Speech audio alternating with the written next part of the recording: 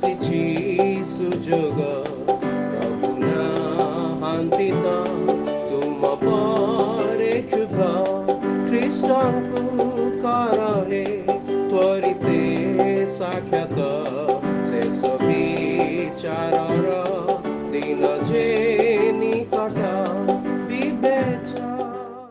প্রিয় শ্রোতা বন্ধু, প্রভু খ্ରୀଷ୍ଟଙ୍କ ସର୍ବଶ୍ରେଷ୍ଠ ନାମରେ ଆପଣଙ୍କୁ ଶୁଭେଚ୍ଛା। ପବିତ୍ର ବାଇବଲର ମାଥ୍ୟୁ ଲିଖିତ ସୁସମାଚାର 4 ଅଧ୍ୟାୟର 1 ପଦରେ ଆମମାନେ ଏହିପରି ପାଠ କରୁ। ସେତେବେଳେ ଯୀଶୁ ଶୟତାନ ଦ୍ୱାରା ପରୀକ୍ଷିତ ହେବା ନିମନ୍ତେ ଆତ୍ମାଙ୍କ କର୍ତ୍ତୃକ ପ୍ରାନ୍ତରକୁ ନୀତ ହେଲେ। ଏହା ଲେଖାଯାଇଥିବା ମୂଳ ଭାଷା ଗ୍ରୀକରେ ଶୟତାନ ହେଉଛି ସିଏ ଯେ କାହାର ଚରିତ୍ର ହନନ କରିବା ନିମନ୍ତେ ମିଥ୍ୟା ଓ ଅପମାନ ସୂଚକ ଶବ୍ଦ ଓ କଥା କହିଥାଏ। ଈଶ୍ୱର ଯେତେବେଳେ ମନୁଷ୍ୟକୁ ସୃଷ୍ଟି କଲେ ସେତେବେଳେ ଏହି ଶୟତାନ ଶଠତା ଦ୍ୱାରା ପ୍ରବଞ୍ଚନା କରି ମନୁଷ୍ୟକୁ ପାପରେ ଫସେଇ ତାହାକୁ ଦୋଷାରୋପ କରି ତାହାର ଚରିତ୍ର ହନନ କରିଥିଲା। ପାପ ହେତୁ ମନୁଷ୍ୟ ଈଶ୍ୱରଙ୍କ କ୍ରୋଧର ପାତ୍ର ହେଲା, ଅର୍ଥାତ୍ ଈଶ୍ୱର ମନୁଷ୍ୟ ନିମନ୍ତେ ନର୍କ ନିରୂପଣ କଲେ।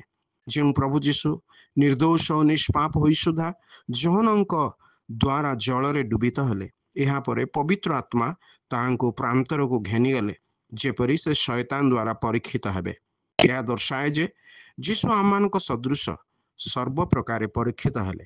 ସେ ପରୀକ୍ଷିତ ହେଲେ, ଦୁଃଖ ଭୋଗ କଲେ, ମନୁଷ୍ୟ ବଦଳରେ ନିନ୍ଦା ସହ କଲେ, ପୁଣି ମନୁଷ୍ୟର ପରିତ୍ରାଣ ନିମନ୍ତେ ମନୁଷ୍ୟର ବଦଳରେ କ୍ରୁଶରେ ଆପଣାକୁ ବଳିଦାନ କଲେ। ତୃତୀୟ ଦିନରେ ମୃତ୍ୟୁରୁ ପୁନରୁତ୍ଥିତ ହେଲେ, ଯେପରି ଯିଏ କେହି ତାଙ୍କଠାରେ ବିଶ୍ୱାସ କରେ ସେ ପରିତ୍ରାଣ ଓ ପାପ କ୍ଷମା ପ୍ରାପ୍ତ ହୁଏ। ପୁଣି ପ୍ରଭୁ ଯୀଶୁ ସ୍ୱୟଂ ତାହା ପ୍ରତି ସହାନୁଭୂତି ପ୍ରକାଶ କରନ୍ତି, କାରଣ ସେ ଆମମାନଙ୍କ ସଦୃଶ ପରୀକ୍ଷିତ ହେଲେ, ତଥାପି ସେ ନିର୍ଦ୍ଦୋଷ ପ୍ରମାଣିତ ହେଲେ। ଯିଏ ଆମର ଅବସ୍ଥା ଜାଣି ଆମ ପ୍ରତି ସହାନୁଭୂତି ପ୍ରକାଶ କରନ୍ତି, ସେହି ପ୍ରଭୁ ଶ୍ରୀଖ୍ରୀଷ୍ଟଙ୍କ ଠାରେ ଯେପରି ଆପଣ ମଧ୍ୟ ବିଶ୍ୱାସ କରି ପରିତ୍ରାଣ ପ୍ରାପ୍ତ ହେବେ, ଈଶ୍ୱରଙ୍କ ନିକଟରେ ଆମର ଏହି ପ୍ରାର୍ଥନା।